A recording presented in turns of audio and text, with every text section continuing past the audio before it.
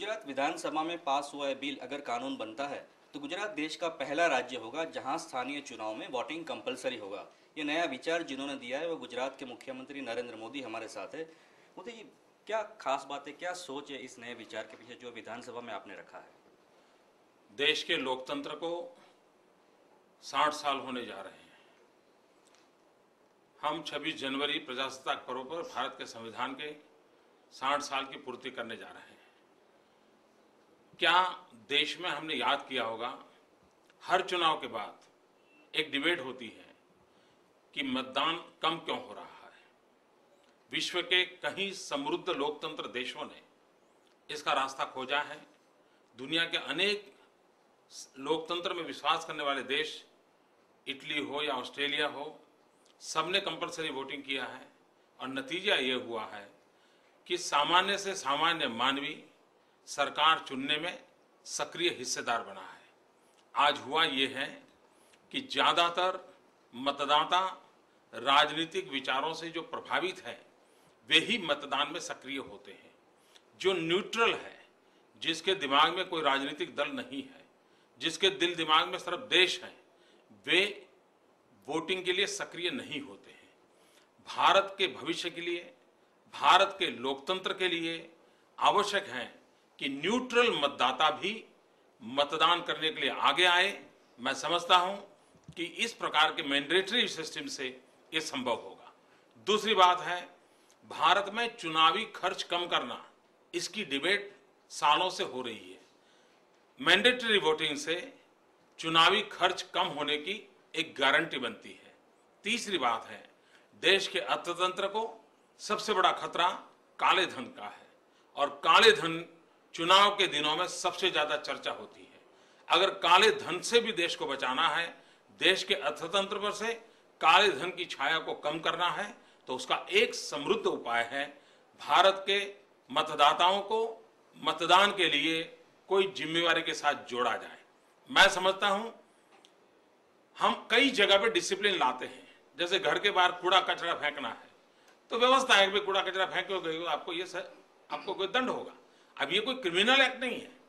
अगर आप बस में, ट्रेन में टिकट के बिना बैठते हो तो आपको कोई दंड होता है। ये कोई क्रिमिनल एक्ट नहीं है।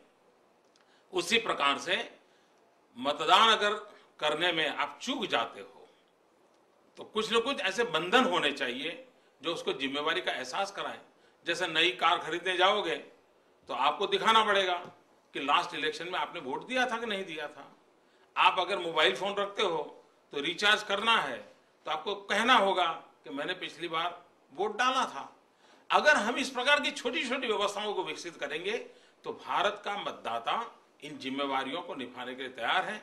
हम सबको स्मरण है, जब मुंबई में 26/11 होगा, देश का ड्राइंग रूम डिस्कशन करने वाला एक बहुत बड़ा तबका रास्ते पर आ गया, मोमबत्तियां लेकर के निकल पड़ा, लेकिन जब चुनाव आया तो वही घर में बैठ गया। अगर हम लोकतांत्रिक व्यवस्था में हिस्सेदार नहीं बनेंगे तो होगा क्या? और इसलिए मैं मानता हूं कि देश का खास करके युवा धन ये चाहता है कि भारत में सब लोग मतदान करें। तीसरी बात है कि हमारे यहां आज क्या होता है कि अगर मुझे चुनाव जीतना है तो 100% में से मतलब 50% लोग वोट करते हैं। उसमें से भी अगर मुझे 20-22% वोट मिल गए तो भी मैं विजेता हो जाता हूं और शासन चलाता हूं। क्या आवश्यक नहीं है कि 50% अधिक से अधिक लोगों के मत का उसमें हिस्सेदारी हो? तो भारत जैसे लोकतंत्र को मजबूत करना है तो हमें मतदान को सुनिश्चित करना होगा, मतदाताओं को जिम्मेवारियों के साथ जोड़ना होगा और तब जाकर के देश के राजनीतिक दलों को भी एक ही तबकों को जो एड्रेस करने की आदत हो गई है, एक ही इलाके को एड्रेस करने की आदत हो गई है, उनको सभी मतदाताओं को एड्रेस करना पड़ेगा, सब इलाकों को समानता रूप से देखना होगा।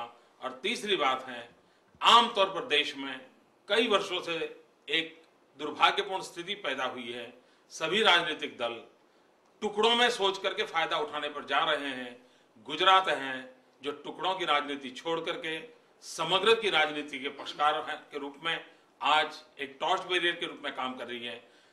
इसलिए हम सबके लिए मतदान की जिम्मेवारी जोड़ने का बिल लेकर के आए हैं और इसमें एक और ब्यूटी है, जिसको राजनीतिक दल पसंद नहीं है, जिनको उम्मीदवार पसंद नहीं है, वो रिजेक्शन का भी वोट दे सकता है।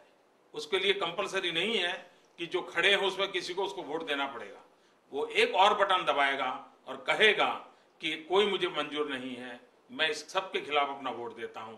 मैं समझता हूं आज हिंदुस्तान के मतदाता को अपना गुस्सा व्यक्त करने के लिए कहीं जगह नहीं है। आज हिंदुस्तान के मतदाता को व्यवस्था के प्रति अपना रोष प्रकट करने का अवसर नहीं मिलता है। कंपलसरी वोटिंग के कारण हिंदुस्तान के मतदाता को अपना विरोध जताने का अवसर मिलता है, अपना रोष प्रकट करने का अवसर मिलता है। और भारत के अंदर पहली बार मतदाता को अपनी नाराजगी जताने के लिए हम मौका दे रहे हैं। अब तक पसंदगी जताने का अवसर मिला था, अब नाराजगी जताने का अवसर मिल रहा है। एक नया विचार, एक नया इनिशिएटिव पर विधानसभा में देखा गया कि कांग्रेस उसका विरोध कर रही है, संविधान के खिलाफ भी बता रही है। इस मुद्दे को आप किस तरह टैकल कर रहे हैं? मैं कांग्रेस के मित्रों को प्रार्थना करता हूं कि आज आप भले विरोध करते होंगे, लेकिन वो दिन दूर नहीं होगा जब आपको भी इसी बात को लेकर के चलना पड़ेगा। कल हमने जहरीली शराब के खिलाफ फांसी की सजा वाला बिल पारित किया। गुजरात के हमारे कांग्रेस के मित्रों ने विरोध किया, लेकिन मजा यह है कि दिल्ली की कांग्रेस की सरकार ने वैसे का वैसा बिल लाई है। अरे बाकी उनको समझ आए ना आए, कम से कम ये तो सोचो, इटली में भी कंपलसरी वोटिंग है। इटली में भी कंपलसरी वोटिंग है। मैं मानता हूं कांग्रेस के मित्र जरूर समझेंगे और सही दिशा में सोचेंगे। नरेंद्र भाई, आप गुजरात में अपने शासन के 3000 दिन पूरे करने जा रहे हैं। इसी वक्त ये नया विचार, एक नया इनिशिएटिव के साथ आप आगे आ रहे हैं, तो गुजरात के अलावा राष्ट्रीय स्तर पर भी बीजेपी इस तरह के कोई विचार के साथ आगे बढ़ने का कोई आयोजन है आपका या बीजेपी पार्टी का? जनसंघ के जमाने से भारतीय जनता पार्टी ने चुनाव सुधारों के लिए लीड लिया है।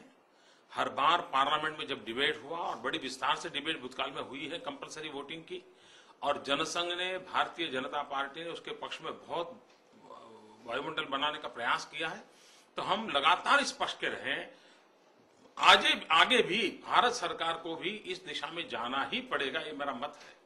धन्यवाद नरेंद्र भाई। थैंक यू भैया। तो ये थे नरेंद्र भाई, गुजरात के मुख्यमंत्री, एक और नए इनिशिएटिव के साथ। कैमरामैन उज्जवल के साथ धीमन पुरोहित, गांधीनगर, आज तक।